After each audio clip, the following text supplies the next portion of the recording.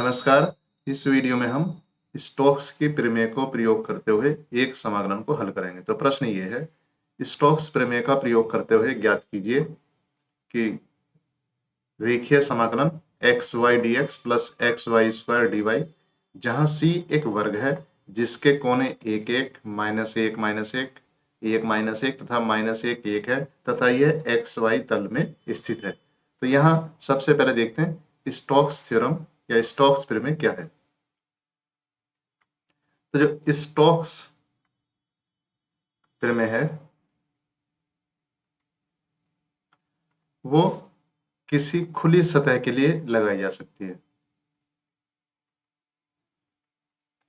यहाँ खुली सतह बंद सतह से अलग कैसे है, ऐसे देख सकते हैं। मान लीजिए आपके पास एक गिलास एक रखा हुआ है, तो गिलास का आयतन आप नहीं बता सकते, क्योंकि जब तक इसे मैं ऊपर से बंद नहीं करूंगा तब तक इसका आयतन नहीं निकाला जा सकता। मतलब इसका ये वाला हिस्सा क्या है, ये वाला हिस्सा ये खुला है। तो जहां भी कोई सतह खुली होगी वहां उसकी एक सीमा या परिसीमा बनेगी। तो यहाँ इसका जो किनारा है ये परिसीमा है। तो यहाँ इसमें क्या है, इसमें आपकी एक बाउंड्री बनेगी। ये खुली सतह है, या ऐसे कह सकते हैं हमारे पास कोई इस तरीके से खुली सतह है, तो इसका मतलब यहाँ पर उसकी एक बाउंड्री बनेगी। लेकिन अगर यही सतह क्या है, यही सतह बंद है पूरी की तरह, तो उसकी कोई सीमा नहीं हो सकती। तो जहां ये सतह खुली होगी वहां आप दो तरीके के समाकलन निकाल सकते हैं। कैसे दो तरीके समाकलन? ये जो पृष्ठ है पूरे का पूरा, या ये जो पृष्ठ है पूरा, इस पे आप क्षेत्रीय समाकलन निकाल सकते हैं। और जो ये बाउंड्री या परिसीमा बनी हुई है, यहाँ पर आप क्या कर सकते हैं, रेखीय समाकलन निकाल सकते हैं। तो यहाँ तो आप रेखीय समाकलन निकाल सकते हैं और इसकी सतह पर क्या निकाल सकते हैं, आप क्षेत्रीय समाकलन निकाल सकते हैं। सतह ऐसी भी हो सकती है, सतह ऐसे प्लेन भी हो सकती है कि समतल है, तो समतल का जो परिसीमाएं हैं यहाँ पर आप रेखीय समाकलन निकाल सकते हैं और इसके अनुदिश आप क्या कर सकते हैं, क्षेत्रीय समाकलन निकाल सकते हैं। तो स्टोक्स की प्रमेय यही है कि सतह कैसे होनी चाहिए, खुली होनी चाहिए।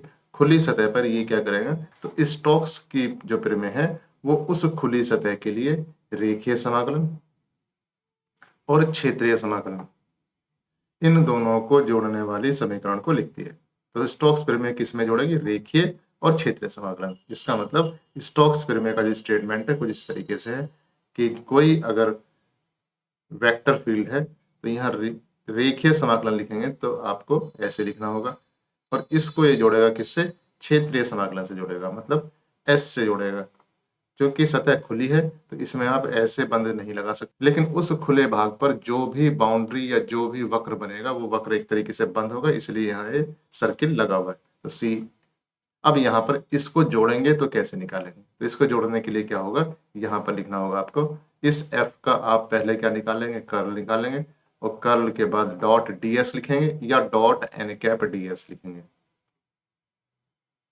तो इस तरीके से हमने क्या देखा कि किसी भी खुली सतह के लिए, यानी कि जो बंद नहीं है सतह, उस बंद सतह के लिए रेखीय समाकलन और क्षेत्रीय समाकलन आपस में संबंधित होते हैं। अब देखते हैं यहाँ पर क्या दिया हुआ है। यहाँ पर दिया हुआ है कि c x Y D x plus x Y square D y. तो इसका मतलब क्या है, यहाँ पर हम f क्या मान सकते हैं, यहाँ पर f मान सकते हैं x y i cap plus x Y square j cap.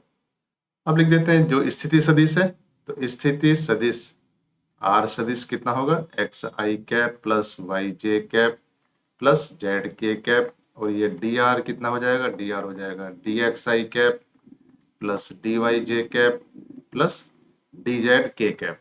तो एफ डॉट डी आर कितना होगा, तो एफ डॉट डी आर हो जाएगा, ये हो जाएगा यहाँ से इसका इसके साथ आप अदिश गुणन करेंगे, ये हो जाएगा X Y D x plus x Y square D Y, और के का चूंकि घटक ही नहीं है यहाँ पर तो इतना ही हो जाएगा। इसका मतलब क्या है, ये जो अंदर वाली जो राशि है ये एक्चुअली क्या है, इसका मतलब ये जो राशि है ये एफ डॉट डी आर है, या कह सकते हैं इस समाकलन को मैं क्या लिख सकता हूँ, यहाँ जो दिया हुआ प्रश्न है ये आपका ये हो जाता है एफ डॉट डी आर हो जाता है, जहां पर एफ कितना है ये होना चाहिए, तो ये एफ डॉट डी आर होगा। इसका मतलब स्टोक्स की प्रमेय से इसे बदलकर मैं क्षेत्रीय समाकलन में लिख सकता हूँ। तो क्षेत्रीय समाकलन ये हो जाएगा, curl F dot N cap D S. तो सबसे पहले हमें क्या निकालना होगा, कर्ल एफ निकालना होगा। तो कर्ल एफ निकालते हैं, कितना होगा curl of F. Curl F निकालने के लिए आई कैप, जे कैप और के कैप। आई कैप के नीचे लिखेंगे डेल ओवर डेल एक्स, जे कैप के नीचे डेल ओवर डेल वाई और ये डेल ओवर डेल जेड, और तीनों घटक लिख देंगे। अब पहला घटक है एक्स वाई, दूसरा घटक है एक्स वाई की घात 2 और तीसरा घटक चूंकि है ही नहीं तो यहाँ लिख देते हैं 0। अब इसके आगे इसे सोल्व करते हैं। अब यहाँ इसे हल करते हैं तो बराबर i cap del over del y 0 का minus del over del Z x Y square का माइनस जे कैप, इसे हटा देंगे, इस लाइन को हटा देंगे तो ये आ जाएगा कितना डेल ओवर डेल एक्स 0 का minus del over del Z x Y का। इसके बाद के कैप, के कैप में लिखेंगे क्या, के कैप में देखिए del over del X, del over del X किसका एक्स वाई स्क्वायर का, और यहाँ क्या लिखेंगे डेल ओवर डेल वाई किसका एक्स वाई।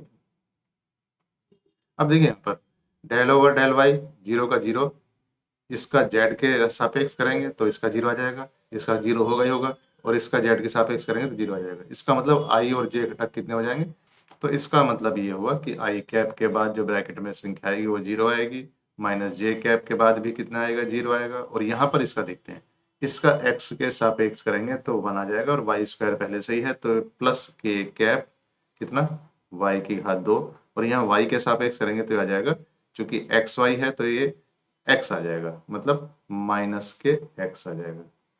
इसका मतलब क्या हुआ, इसका जो मान हुआ वो हुआ Y square minus X K cap. इसका कर्ल ऑफ एफ का, एफ की कर्ल का मान ये आ जाता है। अब देखते हैं वो सतह है कौन सी। अब सतह को लेके आए हैं कि 4 कोने, एक एक माइनस एक माइनस एक, एक माइनस एक माइनस एक एक और एक्स वाई तल में, तो इस सतह को बना देते हैं। तो अगर मैं यहाँ पर एक्स बना देता हूँ, एक्स वाई एक्स बना देता हूँ, ये एक्स अक्ष है, ये वाई अक्ष है, ये एक्स बराबर 1 है, ये वाई बराबर 1 है, ये एक्स बराबर -1 है और ये एक्स बराबर वाई बराबर -1 है। तो कह रहे हैं 1 1, इसका मतलब ये बिंदु ये हुआ, इसे मैंने कह दिया ए 1 1। दूसरा है -1 1, तो -1 1 ये होगा, तो इसका मतलब ये बिंदु हुआ, तो ये हुआ बी -1 1। फिर है -1 इसका मतलब ये बिंदु हुआ, तो सी इसका मतलब क्या हुआ -1 1।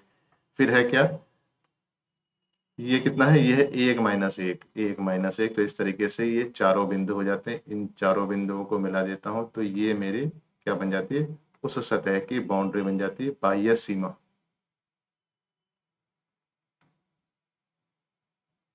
अब इसमें देखिए, इसमें जब हम इसकी दिशा बनाएंगे तो इस तरीके से लेंगे कि जब हम इस पर अगर पैदल चलें तो हमारी जो क्षेत्र है वो हमारे बाईं तरफ होना चाहिए। तो ए से अगर मैं शुरू करूंगा तो ए से इधर चलूंगा तो बाईं तरफ मेरी क्या होगी, ये सतह होगी, सरफेस होगी, तो इस पे इसी ढंग से चलेंगे तो इस ढंग से इसका पाथ होगा। इसका मतलब क्या हुआ, इसका मतलब क्या हुआ, जो सी है वो इस तरीके से होगा। अब लेकिन हमें यहाँ पर सी नहीं निकालना, हमें क्या निकालना है, ये निकालना है एस। इसका मतलब देखिए इस, तो इसमें जब इस तरफ चलेंगे तो इसका जो दिशा होगी या इसके लंब दिशा होगी वो क्या होगी, जेड एक्स होगी। इसका मतलब एन कैप की दिशा जेड अक्ष की दिशा होगी, जेड अक्ष की दिशा। इसका मतलब हुआ, और जेड अक्ष में एकांक सदिश कितना होगा, और जेड अक्ष की दिशा में एकांक सदिश ये कितना होगा, जेड एक्स की दिशा में एकांक सदिश होगा के कैप। इसका मतलब हुआ कि एन कैप बराबर होगा के कैप।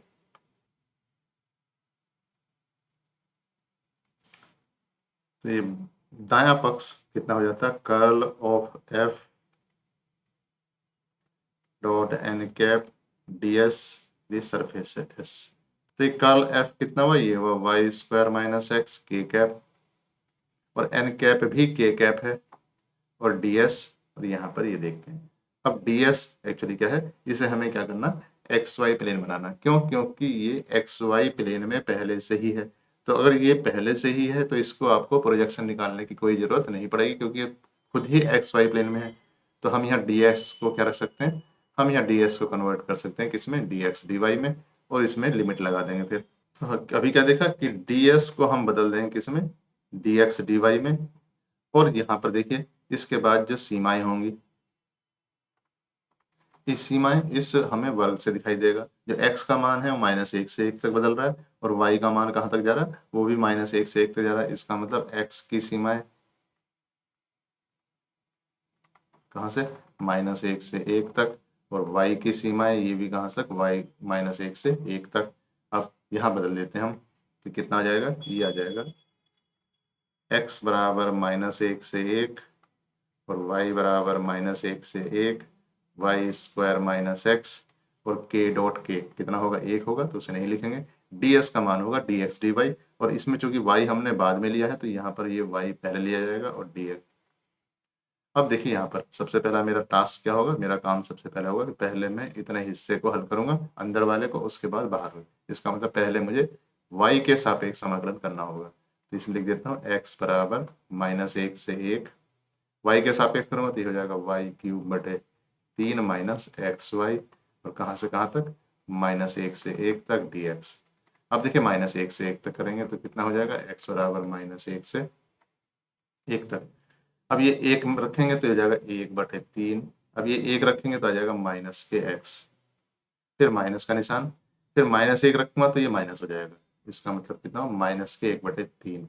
अब ये -1 रखूंगा तो प्लस हो जाएगा, यानी कि +x, फिर ये लिख देंगे dx। अब देखिए यहाँ पर इसे मैं लिखता हूँ फिर से, बराबर कितना हुआ, ये हुआ x बराबर -1 से 1, तो ये हो जाएगा 1/3 minus x plus 1/3 minus x dx। या इसे मैं कह सकता हूँ ये कितना हुआ, ये हुआ 2/3 माइनस 2x dx, x बराबर -1 से 1 तक। यह कितना हो जाएगा, ये हो जाएगा 2/3 x माइनस एक्स स्क्वायर, कहाँ से कहाँ तक, -1 से 1 तक। तो ये बराबर बराबर रखेंगे और लिखेंगे 2/3, 1 रखेंगे पहले, -1, इसे बंद कर देंगे, और ये माइनस रखने के बाद इसके बाद क्या करेंगे, यहाँ लिखेंगे 2/3, x था -1 तो -2/3 हो जाएगा, और यहाँ हो जाएगा -1। ये हो जाएगा कितना, 2/3 -1 माइनस, ये हो जाएगा प्लस 2/3, और ये हो जाएगा +1। तो इस तरीके से 1 कट जाता है तो आ जाता है, आंसर आ जाता है 4/3। तो इस तरीके से दायां जो पक्ष है वो कितना जाता है, 4/3। अब देखिए यहाँ हमने क्या किया, हमारे पास जो समाकलन था वो था xy dx plus xy² dy। तो हमारे पास क्या था, xy dx plus xy² dy। इसे हमने क्या किया था, स्टोक्स थ्योरम लगाने के बाद इसे हमने क्षेत्रीय समाकलन में बदला था और उसका मान निकाला था। इसका मतलब हमारा जो इसका मान आएगा वो कितना आ चुका है, 4/3। तो यही आपका इसका सही उत्तर होगा। इस वीडियो के नोट्स PDF फॉर्मेट में आपको नीचे डिस्क्रिप्शन में मिलेंगे। Thank you.